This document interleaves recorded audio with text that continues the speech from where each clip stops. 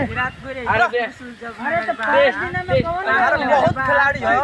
बेच दिया कि बेच दिया टेस्ट मारले बड़े जिंदगी में गाड़ी घोसट घूमे घुरते जरा कह दे 5 बिल्डर के देखाइबो तनी बिल्डर है देखाइबो लंड बनर कौन बेटा कौन जी 5 दिन में तारा पब्लिक का बुक 5 दिन बंद कर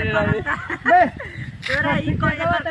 हेल्प करिए फिटेकवा देखाओ ना ना काहे झूठ बोलता है और झूठ का देखले बिल्डर के कौन 5 दिन ना बनते 5 दिन